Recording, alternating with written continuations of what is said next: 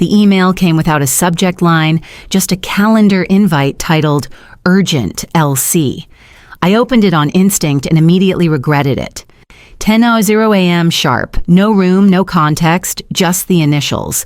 I already knew what it was about. Larissa Crane, our new VP of Operations, had been circling me for weeks, like a hawk around a campfire testing the limits of what I'd allow.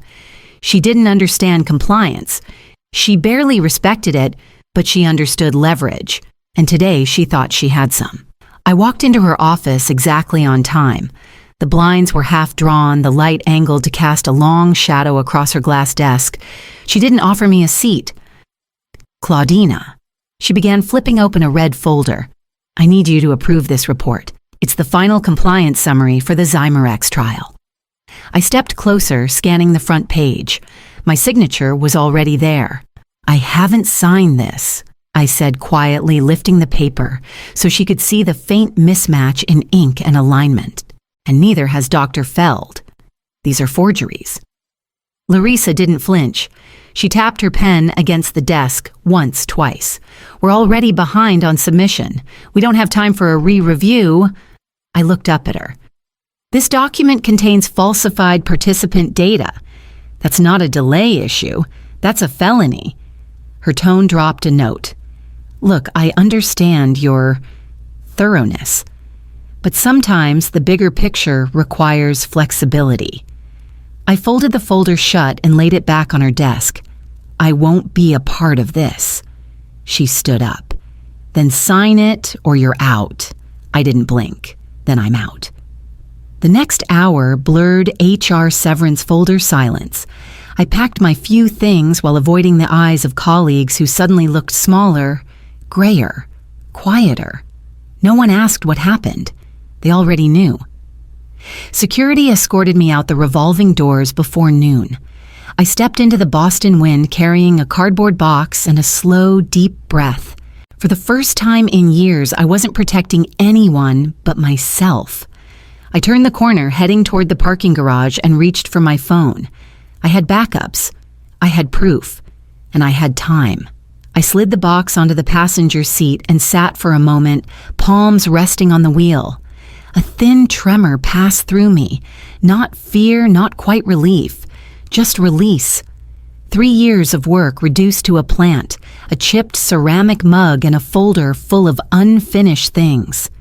I started the car and let the hum of the engine fill the silence. Home was 10 minutes away, but it felt like crossing into another world. I didn't turn on the radio. I didn't call anyone. I just drove, letting the chill Boston air through a cracked window carry off whatever bitterness lingered. Once inside, I didn't even take off my coat. I plugged in my personal laptop, inserted the USB drive, and waited for the familiar hum of connection. The files were all there, non-confidential notes, audit flags I'd raised, but hadn't had time to escalate timestamp snapshots of Zymerex trial logs before Larissa's people had touched them. I hadn't stolen anything. I'd preserved a record of what was real. I opened my inbox. The subject lines jumped out like little flares. FDA threshold alert Zymerex trial. Outlier cluster detected. Follow-up required participant age range mismatch. Auto flag aura. Alert data consistency failure. Site 4B. These weren't external messages. These were internal flags triggers I'd programmed into the compliance system months ago, designed to send quiet nudges when thresholds were breached. Most people ignored them. Most people didn't even know how to read them. I leaned back watching as the red indicators stacked one after another. The system was trying to warn them, but without me, it was just blinking into the void. Nobody in that building would know what to do with these alerts. And Larissa, she'd probably already muted them. I minimized the window and opened a blank document. I needed to make a list of the risks, the exposure, the procedures Larissa had pushed aside. I didn't have access to their servers anymore, but I had something better. A map of where the cracks were forming, and I knew exactly where the foundation would break first. 3 years earlier, I'd walked into that same building for the first time. No cardboard box, no mug, just a head full of protocols and the fallout of my last job still burning in my chest. I had reported a falsified clinical trial at my previous firm. They'd buried the story. I lost my position and quietly my reputation. That's what happens when you blow a whistle and no one wants to hear it. But this new place, Atrixia Therapeutics, had offered a lifeline. Smaller, leaner, and at the time, less compromised. They needed someone to clean up a fractured compliance structure. I said yes, with one condition: I'd build the system my way. And I did. Over 6 months, I reconstructed everything from scratch. I didn't just rewrite policies, I built a living framework, automated cross-checks, audit pathways embedded into workflows, flags that compared age groups, trial, protocols, dosage, deviations, consent form, irregularities. I aligned every inch of it to FDA standards, not corporate convenience. They didn't celebrate me for it. Most didn't even notice. The system ran like water through a pipe, smooth, invisible. That's how I knew it was working. The only person who truly paid attention was Finley Jones. He was an intern when I met him. Tall, nervous, always scribbling notes in the back of our data review meetings. One day I caught him triple-checking a flagged audit trail I hadn't even assigned him. I asked why. He said, because if you built it, it's probably right. After that, I started looping him in more. Finley never said much, but he watched everything. Then 6 months ago, Larissa arrived, polished, charming, full of buzzwords and deadlines. She called compliance a cost center, referred to my system as overly defensive, and told her team that risk was just a language problem. She didn't dismantle things overnight. She just started loosening bolts, asking why quarterly reviews couldn't be annual, why 48-hour triggers couldn't be extended to 72, why we had so many alerts if nothing serious ever happens. The silence that had protected my work became its vulnerability, and now that I was gone, they were about to see what happened when the right hands let go of the wheel. It started like any other audit, a quarterly check on the ongoing Zymerex trial. I'd reviewed dozens of drug study logs over the years, but something in this one made me pause. The dosage escalations were uneven. The age groups didn't line up. One subject was listed as 19, but the consent form was signed by a legal guardian. Another participant's file had no date of birth at all, just a range. I pulled the raw data sets. The inconsistencies weren't isolated. They were threaded throughout the report like seams coming loose. I flagged the findings and submitted them for internal escalation.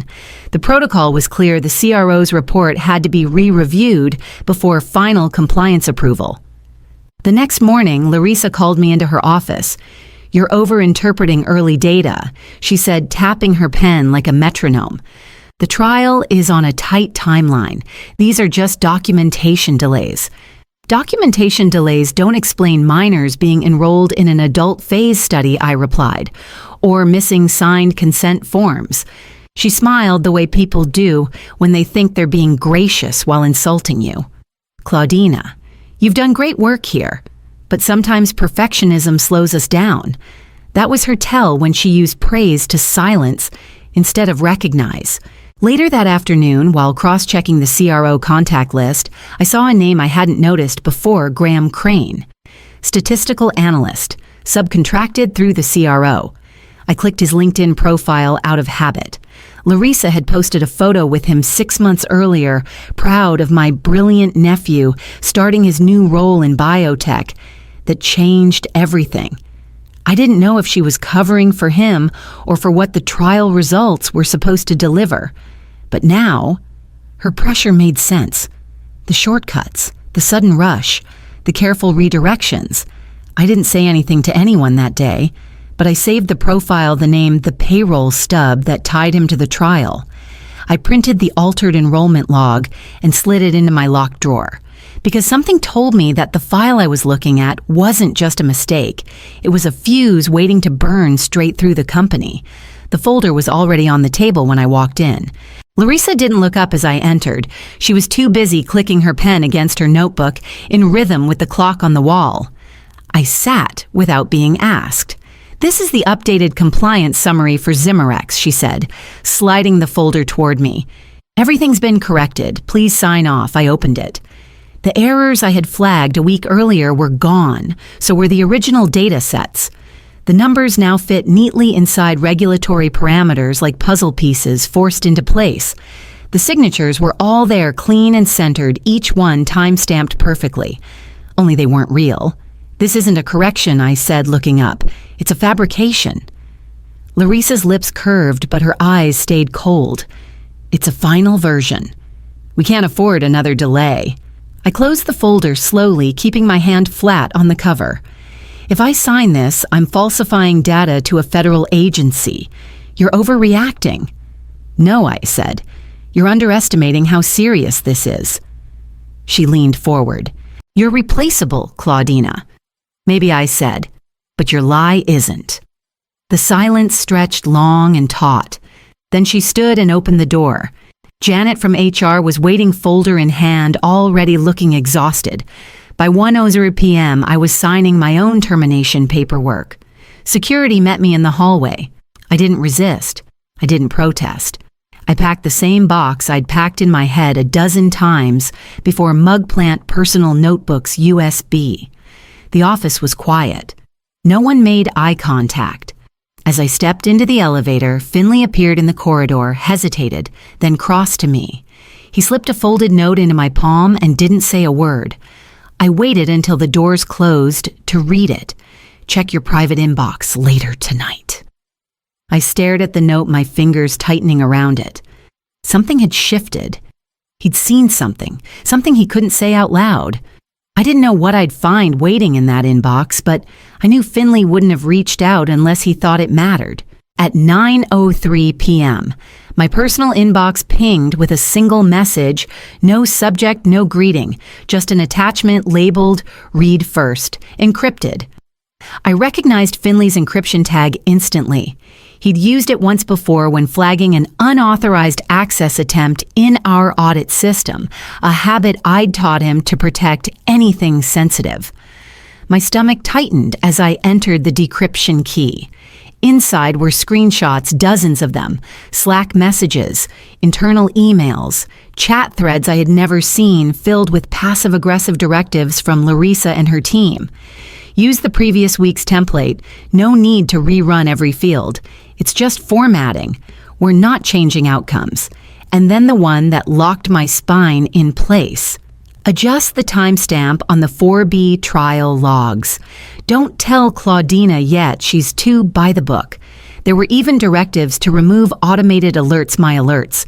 Junior analysts pushed back, some hesitated, but the tone was clear: comply or be replaced. One thread ended with, "We'll have the final version signed and submitted by Friday morning, Claudina included." I stopped breathing.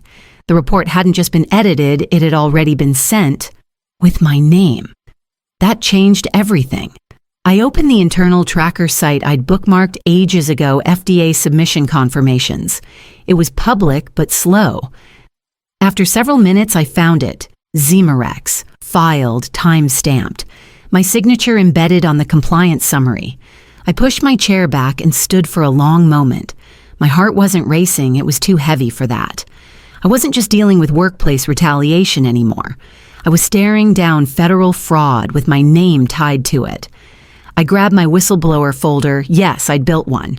Everyone in compliance has one eventually. I logged into the Office of Inspector General's portal, uploaded the evidence, and submitted the claim. I also copied in the FDA's Office of Scientific Integrity, attaching the report with forged metadata and Finley's Slack screenshots. Then I closed the laptop, stared out the window, and waited. I didn't know when it would begin, only that it would. And when it did, the first domino would fall fast and hard.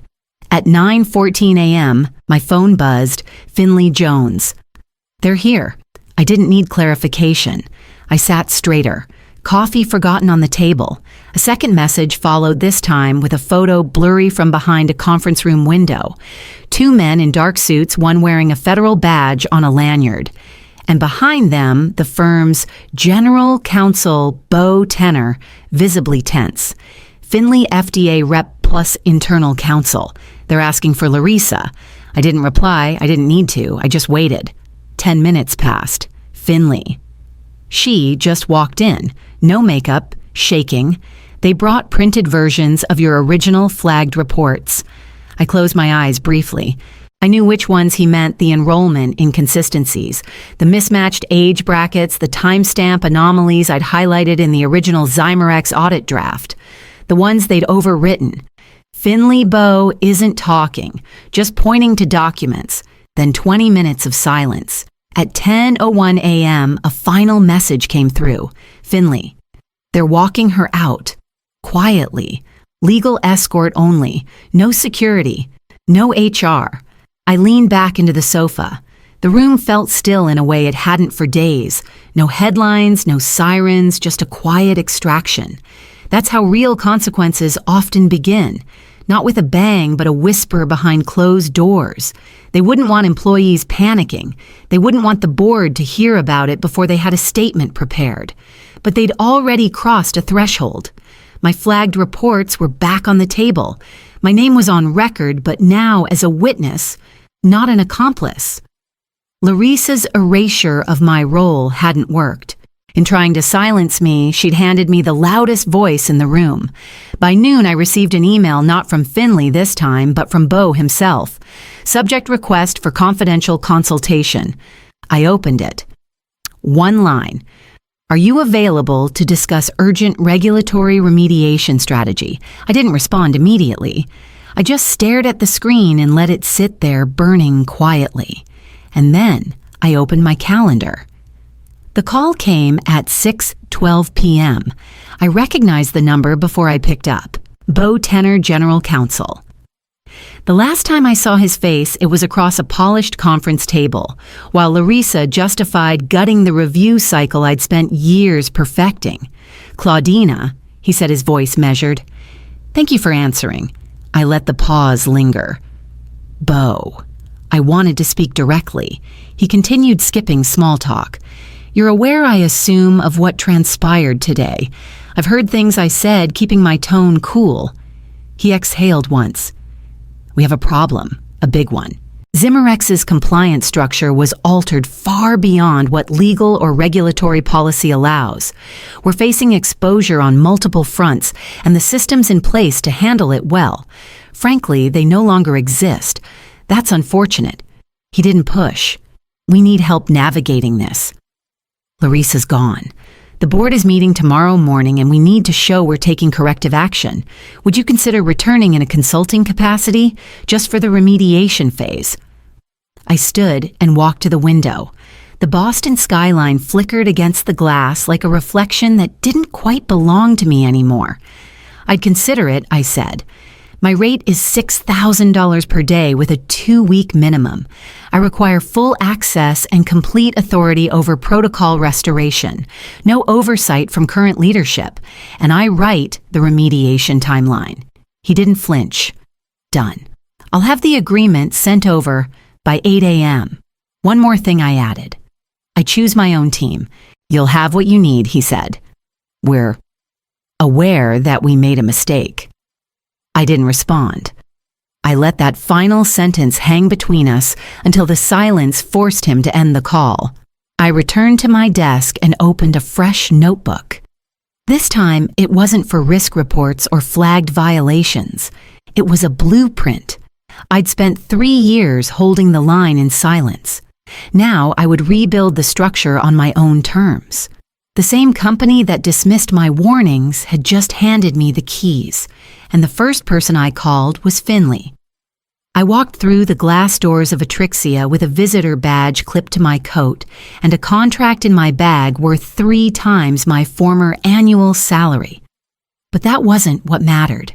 Finley met me just past reception. He didn't say much, just nodded once and fell into step beside me. That small gesture meant everything. We'd both seen how quickly loyalty got punished here, and now somehow we were the ones being trusted to put it back together. We spent the first 2 days identifying what was missing: flags, silenced timestamps, rewritten access logs, wiped. The Zimerex trial was only the beginning. Larissa had overridden multiple systems, rerouted alert chains, and greenlit policy rewrites that never went through legal. What she'd altered, she'd buried deep. On the third day, while restoring a legacy compliance queue, I found a file labeled MNR Alpha Secondary Submission. The structure mirrored Zymerex's, only this one wasn't tied to a sleep aid. It was a pediatric neurology trial. And it was worse. Consent forms were copied and pasted. Some names had been replaced, but not the timestamps. Dosage logs were filled in manually, bypassing the original clinical interface. Finley leaned over my shoulder, reading in silence. Then quietly, I thought Zimerex was a one-off. It's not, I said. This was systemic. That afternoon, a message landed in my temporary inbox. No subject, just a note: I've been holding on to something. I didn't know who I could trust until now. Attached were call logs, internal memos, and partial transcripts from the MNR Alpha trial. They came from an analyst in QA. I barely remembered a woman named Rena Devlin. She had seen the data mismatches and kept copies, but Larissa's team had overridden her objections. Rena had stayed silent, scared, and cornered, until now. I met her in a supply room that evening, neutral ground. She handed me a flash drive and said, "I'm not brave. I just saw what happened when you didn't back down." I took it with steady hands. She wasn't wrong. And something told me this was still only the beginning. 3 months later, I signed the lease on a corner office downtown and ordered the first business cards with my name at the top, Morel Integrity Group. No more initials at the bottom of someone else's memo. No more watching systems unravel from the inside, powerless to stop them. I wasn't building another department. I was building a standard. Clients came quickly, some from biotech startups desperate to fix the holes they didn't know they had, others from legacy firms quietly cleaning up after reckless executives. They weren't hiring a vendor. They were hiring someone who'd already walked through the fire and made it out with her ethics intact. I didn't advertise. I didn't pitch. The work came through reputation alone. And then, of course, came the call I'd expected all along: Atrixia. Not for another emergency fix or remediation scramble this time. This was long-term. Retainer, external compliance advisory, full oversight authority, a quarterly contract automatically renewed with board-level access. I walked into the boardroom with a black folio under one arm and my name already printed on the welcome packet. Bo stood when I entered. "We were fools to let you go," he said. I sat down calmly and met his eyes. "Some fires cleanse," I said. "Just don't light this one again." The new leadership team listened. They asked the right questions. No more buzzwords. No more buried alerts. Finley was now compliance lead, reporting directly to me through our firm. Rena Devlin had been promoted and given back the authority Larissa once stripped away. Atrixia didn't just survive the scandal. They emerged stronger.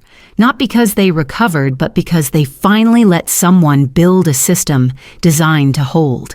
I left the meeting that day with a signature and a second-year renewal already in place. What began as a fight to protect a line in a document had become something larger, a structure, a shield. They fired me for being too rigid. Now I was the firewall they couldn't operate without.